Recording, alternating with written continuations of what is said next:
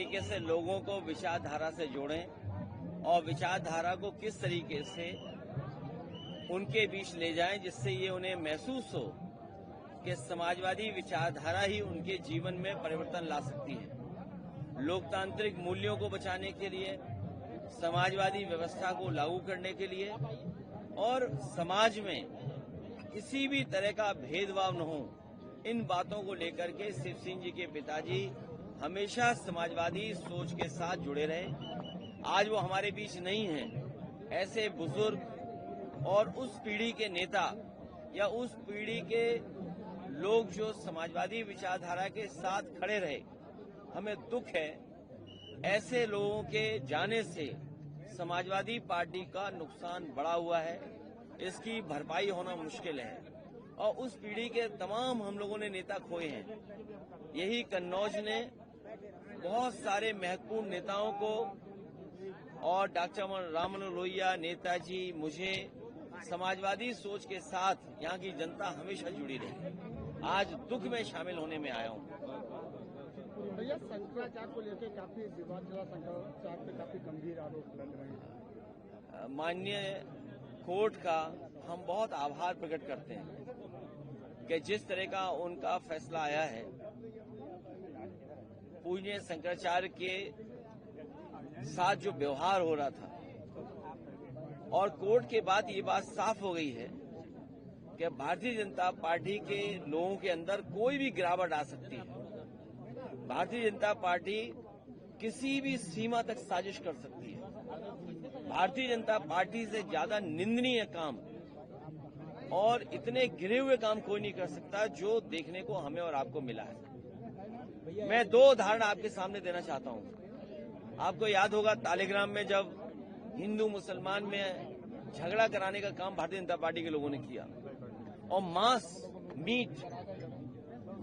Meet जानवर का meet जब वो समुदाय के लोग नहीं डालना चाहते थे, उन्हें पैसे की लालच देकर के अपने स्वार्थ में इन्होंने हिंदू धर्म के मंदिर में मीट डलवाया था। उसमें भारतीय जनता पार्टी के कई कार्यकर्ता नेता जेल 1 साल से ज्यादा रहे हैं। अभी लखनऊ में भी, लखनऊ यूनिवर्सिटी में वाइस चांसलर का काम है कि पढ़ाई लिखाई और नई पीढ़ी का भविष्य कैसे बने, लेकिन दुख की बात है कि वाइस चांसलर और प्रशासन ये जानते हुए कि उन्हीं की विचारधारा के लोग हिंदू मुसलमान के बीच में खाई पैदा कर रहे हैं, उसके बावजूद भी जो ठोस कदम उठाने चाहिए थे वो सरकार और प्रशासन और यूनिवर्सिटी नहीं उठा रहा है। सोचिए, संस्था ही अगर हिंदू मुसलमान कराए, अगर संस्था के लोग ही शामिल हों, तो आपको न्याय कहां मिलेगा। ये बात साबित होती है कि चाहे वो प्रजापति जेल गए हों, चाहे आपके बगल में इरफान सोलंकी जेल गए हों, और चाहे आदरणीय मोहम्मद आजम खान साहब जेल गए हों, और तमाम पत्रकार साथी जानते होंगे जिलों में अगर आपने सच्चाई दिखाई तो आपके खिलाफ भी कार्रवाई हो जाएगी, जेल भेज दी जाओगे और बजट कम हो जाएगा। आपका जो बजट है वो कम कर दिया जाएगा।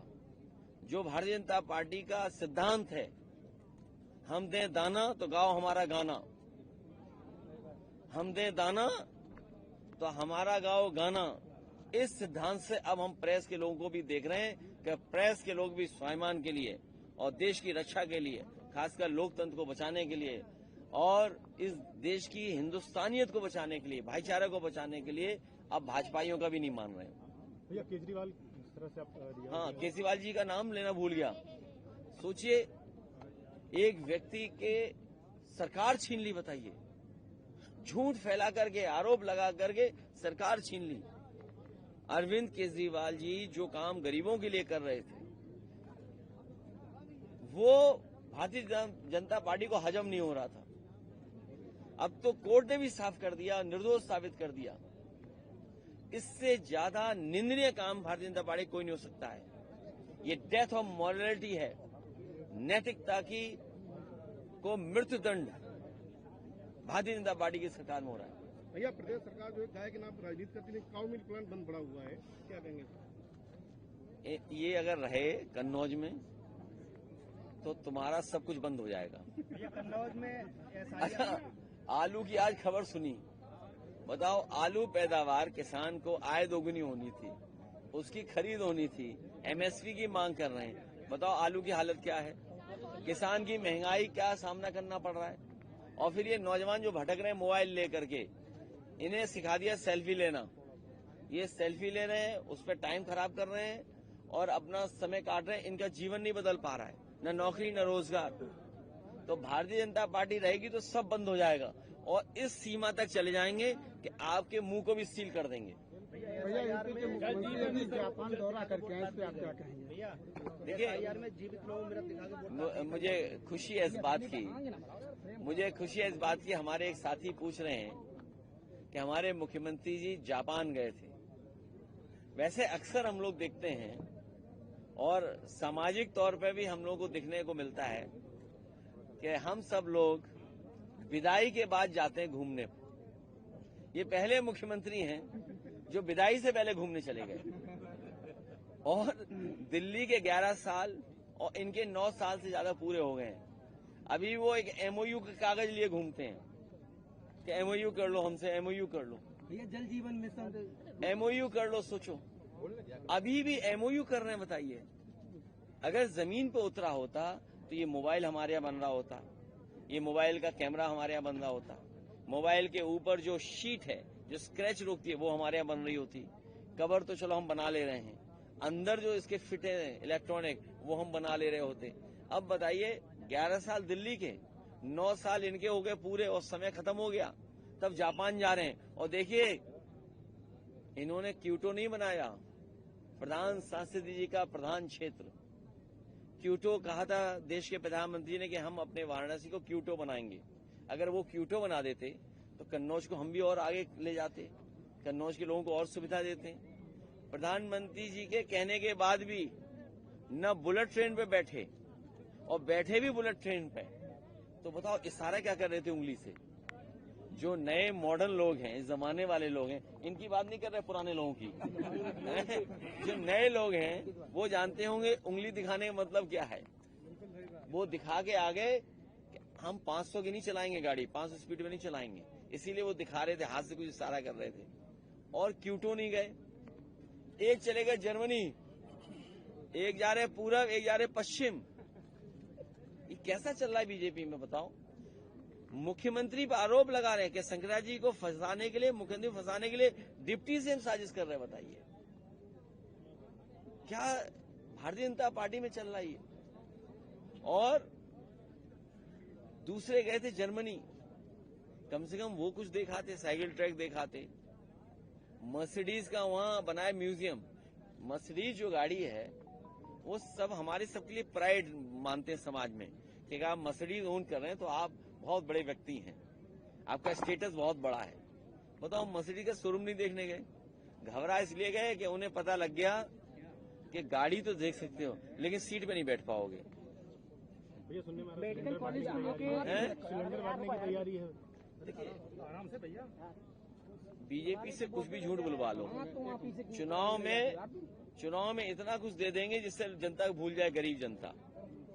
लेकिन बुनियादी चीजें भारतीय जनता पार्टी नहीं करेगी। बिजली महंगी, उसको सस्ता नहीं कर रही है। अस्पतालों में इलाज हो जाए गरीबों का, वो नहीं कर रहे हैं। कैंसर इंस्टीट्यूट जो बहुत बड़े पैमाने पे बीमारी है कैंसर, वो नहीं ठीक कर रहे हैं। मेडिकल कॉलेज नहीं, और कहेंगे नए तमाशा दिखाएंगे आपको कहेंगे मुस्कुराइए, मुस्कुराने के लिए कुछ कार्यक्रम कर देंगे आपको। लेकिन जब आप कैंसर से बीमार होंगे तो आपके लिए कैंसर का इलाज नहीं है, हार्ट का इलाज नहीं है आपके लिए, दवाई सस्ती नहीं है, न महंगा दवाई इलाज है। भैया त्योहार आते ही खाद्य विभाग की छापेमारी शुरू हो जाती है, जिसको मिलावटखोरी कहा जाता है। क्या साल भर मिलावटखोरी नहीं होती, इस पे क्या कहेंगे? इस पे कुछ मत कहो, वही ठीक है।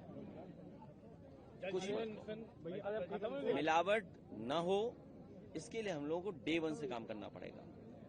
काऊ मिल्क प्लांट इसलिए लगा था कि गाय के दूध का ही उत्पादन हुआ, और जब साफ सुथरा उत्पादन होगा तो हमारे जनता को भी साफ सुथरा उत्पादन मिलेगा। तो बताइए, ये लोग तो उसके पक्ष में भी नहीं है, किसी अच्छाई के पक्ष में। बजट भी घटा है, जमीन भी घटी, एक भूखंड अलॉटमेंट हुआ है जिसपे भी तो बिल्डिंग काम चल रहा है, क्या कहेंगे? वो इसलिए है कि भाजपाइयों को दुर्गंध से प्यार है, इसलिए वो सुगंध के पक्ष में नहीं आ सकते। बिल्कुल सही बात। उन्हें दुर्गंध से बहुत लगाव है। एक और भैया नारा दे दिएगा, इजराइल फादरलैंड और इंडिया मदरलैंड, ये भी एक कुछ यूनिक है। ये सब नकली लोग हैं। और यादव जी की लव स्टोरी और दुनिया में देखिए, आप लोग समझदार बनिए, बीजेपी चक्कर मत पड़िए। बीजेपी आपको धोखा देती है, झूठ बोलना सिखाती है। भैया आप दुनिया में हर देश से फ्री ट्रेड एग्रीमेंट कर रहे हैं, अमेरिका से डील हो गई आपकी, और आप चीन का बाजार आपका छीन रहा है, तो हमारे अगली पीढ़ी का भविष्य क्या होगा? इन नारों से भविष्य नहीं ठीक होगा कि हम मदरलैंड आप फादरलैंड। अरे बुनियादी चीजें आप क्या कर रहे हो? हमारे देश का पूरा कारोबार इजराइल को दे रहे हो, हमारे देश का पूरा कारोबार अमेरिका को दे रहे हो, हमारी पूरी चीजें चीन से आ रही हैं। हमारा वो जो शेर बना था लोहे का, वो क्या हुआ? जंग खा रहा है क्या? जो वो शेर था वो जंग खा रहा। और बताइए रोबोट कहाँ से लाए? चीन का रोबोट ले आए। कितनी बदनामी हुई भारतीय जनता पार्टी की। अब तो भारतीय जनता पार्टी सड़क पर डॉग देखते भी घबरा रही होगी। रोबोट जब से पकड़ा गया है तो वो डॉग देख के घबराते होंगे। आप सोचिए, इतनी बदनामी दुनिया में हुई, इतने देश के डेलीगेट्स आए, और क्या आपको फेस करना पड़ा कि आपका रोबोट निकला चीन का। इससे बड़ी बदनामी और भाजपाइयों की क्या होगी? अब कहो मदरलैंड, कहो फादरलैंड, इससे बताइए रोबोट आप थोड़ी बना लोगे। सर एलडीए ने जेपीएनआईसी में पार्किंग खोल दी है, जेपीएनआईसी की जो बिल्डिंग है उसको तो बंद रखा, लेकिन वहाँ पे पार्किंग शुरू कर दी। देखिए, अधिकारी और सरकार को पता लग गया है कि समाजी सरकार आने वाली है, तो जो जेपीएनआईसी, अभी मैं इन साथियों से कहना चाहता हूँ, एक बात समझ लेना आप, जो जेपीएनआईसी समाजवादियों ने बनाया था अब वो खुलने लगा है। इसका मतलब अधिकारियों को पता है कि समाजी सरकार आने वाली है, तो अभी पार्किंग खोलेंगे, फिर अंदर खोलेंगे, फिर वो हमें दे देंगे। और जब भारतीय जनता पार्टी को, पत्रकार साथियों, आपकी समझदारी के लिए, आपकी जानकारी के लिए, जब भारतीय जनता पार्टी का पहला अधिवेशन हुआ था तो इन्हें अपने आप को समाजवादी सोच का बताना था, जिसमें अटल बिहारी वाजपेयी जी राष्ट्रीय अध्यक्ष बने थे। तो समाजवादी नेता इनके पास कोई नहीं था। इन्हें अपने अधिवेशन में जयप्रकाश जी की तस्वीर लगानी पड़ी। सोचिए आप, जिस समय भारतीय जनता पार्टी का गठन हुआ, पहले अधिवेशन में इनके पास कोई समाजवादी नेता नहीं था, तब इन्हें जयप्रकाश जी की तस्वीर लगा करके ये साबित करना पड़ा कि हाँ, जयप्रकाश जी के रास्ते पर हम चलेंगे। उन्हीं के नाम से बना हुआ जेपीएनआईसी इन्होंने बर्बाद कर दिया है। इनसे बड़ा धोखेबाज कोई नहीं हो सकता है। भैया पश्चिम बंगाल में आज फाइनल वोटिंग जारी हो रही है, 58 लाख वोट कटने के बाद 2 बार तारीख बढ़ी, क्या कहने हैं? बीजेपी वालों ने कहा था कि हम मुसलमान भाइयों के वोट कटवाएंगे, और ये कहा कि हम मुसलमान भाई कागज ढूंढेंगे, लेकिन जब से एसआईआर हुई है, हिंदू भाई कागज ज्यादा ढूंढ रहे हैं। भैया कन्नौज में भी, और याद रखना, हिंदू भाइयों को परेशान कर रहे हैं। अगर आपका वोट नहीं बना तो कल को कोई भी चिट्ठी देगा कि आप भारतीय नागरिक नहीं है, तो आपको कहाँ रहना पड़ेगा पता है? जहाँ मुसलमान भाइयों के डिटेंशन सेंटर बनाए थे, वहीं आपको जाकर के रहना पड़ेगा। डिटेंशन सेंटर किसके लिए बने थे भाई? अगर आप वोटर नहीं हैं तो इसका मतलब क्या हुआ? आपकी भारतीय नागरिकता नहीं है। ये बात तो साफ है ना। तो जो मुसलमान भाइयों के लिए कर रहे थे, याद रखना कहावत, जो दूसरों के लिए गड्ढा खोदते हैं एक दिन खुद गिरते हैं उसमें। सर एक अलग सा सवाल है सर, अभी दुनिया भर में जो एक नई वॉर शुरू हो गई है, इजराइल और ईरान की वॉर शुरू हो गई है। वो जो कहते हैं ना कि हमारे फॉरेन मिनिस्टर ने कहा ये न्यू नॉर्मल है, ये नए तरह की चीज है कि लड़ाई भी चलती रहेगी, देश भी चलता रहेगा, समाज भी चलता रहेगा, लेकिन दुनिया में वॉर नहीं होना चाहिए। हम समाजवादी लोग हमेशा वॉर के खिलाफ रहे हैं। वॉर कभी अच्छाई नहीं लाता है, वॉर नुकसान करता है। तो सीमाएं जो बनी हैं इनको लेकर के और बहुत सारी चीजों को लेकर के आपस में देशों में झगड़े हैं, एक दूसरे को नीचा दिखाना चाहते हैं। हम लोग वॉर के पक्ष में नहीं है। एसआईआर जैसे बढ़ रहा है, पंचायत चुनाव भी आगे बढ़ता चला जा रहा है, वो चलता हुआ दिख रहा है। अब पंचायत चुनाव में तो जो प्रधानी लड़ना चाहते थे वो सोचें, उनकी तैयारी का बहुत बड़ा नुकसान किया है भारतीय जनता पार्टी ने। एसआईआर में जो मृत हैं, जीवित है, उनको मृत दिखा के वोट काट दिए गए। आपका लेटर लगा है, उसके बावजूद अभी तक वोट नहीं जोड़े। भारतीय जनता पार्टी सबका वोट कटवाना चाहती है जो उन्हें वोट नहीं देते हैं। और जनता इस बार मन बनाए हुए है कि इनका इलाज वोट से कर देंगे, इसीलिए घबराए हुए हैं भाजपाई। भाजपाइयों की बातें मत बताना, नहीं आप लोग भी बर्बाद हो जाओगे। भैया बसपा की सरकार बने, पत्रकारों को टैक्स तो माफ कराए।